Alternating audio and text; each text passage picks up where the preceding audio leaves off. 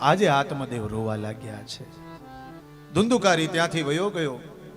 ગોકર્ણ મહારાજ આવ્યા, પિતાને રોતા જોયા અને કહ્યું, પિતાજી શું થયું? બોલે, આજે તારા ભાઈએ મારા ઉપર હાથ ઉપાડી લીધો છે. ગોકર્ણ મહારાજે કહ્યું, હે પિતાજી, આપ મારા પિતા છો, મારે આપને જ્ઞાન ન અપાય, પણ આપને એક વાત કહું છું. અસાર ખલુ સંસારો દુઃખ રૂપી વિમોહક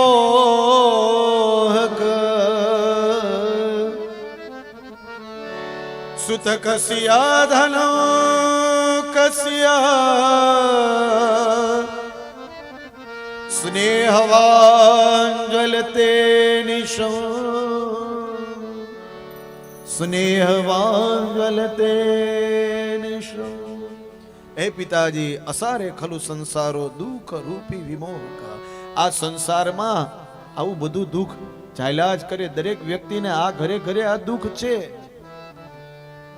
પણ હે પિતાજી, તમે આમાં મોહ નહીં રાખો. સુતમ કસ્ય ધનમ કસ્ય. આ તમારો દીકરો છે જ નહીં, હું પણ તમારો દીકરો છું જ નહીં. કોઈ કોઈનું આ સંસારમાં નથી. પિતાજી, તમને એમ છે કે આ પત્ની મારી, આ પતિ મારો, આ દીકરો મારો, આ દીકરી મારી. આ સંસારમાં કોઈ કોઈનું છે જ નહીં સાહેબ. કોઈ કિસી કા નહીં હૈ ये સંસાર में. આ તો આપણને એક માયા લાગેલી છે કે આ મારું છે, આ મારું છે, આ મારું છે. સમય આવશે ને સાહેબ, એટલે બધા આપણને છોડીને દૂર વયા જશે, આપણને એકલા છોડી દેશે. આ સંસારનો નિયમ છે. આપણાથી જેટલું પ્રાપ્ત કરવાનું હશે ને એટલું પ્રાપ્ત કરી રહેશે. ત્યાં સુધી આપણા સાથે બહુ નજીકતાથી રહેશે. અને જેવું કઈક બીજું સુખ મળશે ને એટલે આપણને છોડી દેશે. બસ આ સંસારનો નિયમ છે.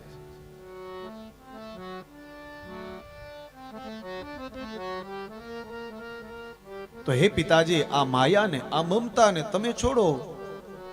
આ સંસારમાં કોઈ સુખી છે જ નહીં.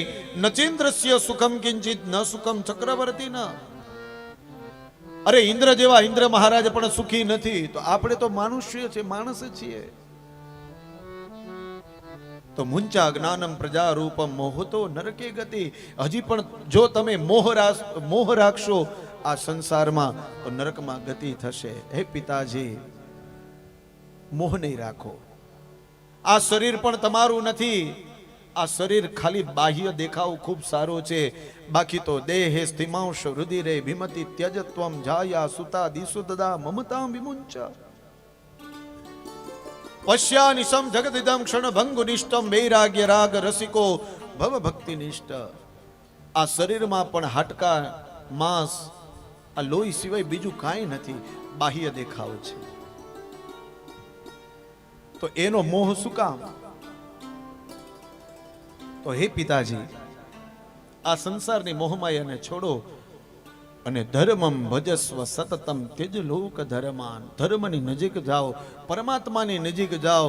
એ પરમાત્માનું નામ લ્યો, એનું સેવન કરો. તેજ લોક ધર્માન. બીજું બધું તમે છોડી દો. સેવસ્વ સાધુ પુરુષાન જહી કામ તૃષ્ણા.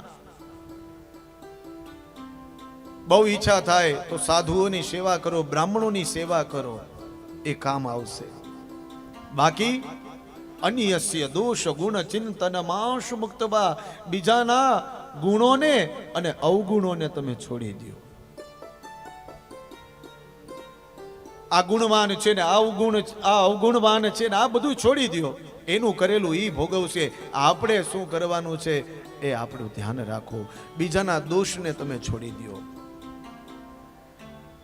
અને આ બધું છોડી અને સેવા કથા રસમહો નિતરામ પીબત્વમ. એક કામ કરો, ભગવાન કૃષ્ણની કથા, ભાગવતની કથા, એમાં 10મો સ્કંદ છે. 10મા સ્કંદનો પાઠ તમે વનમાં જઈને કરો.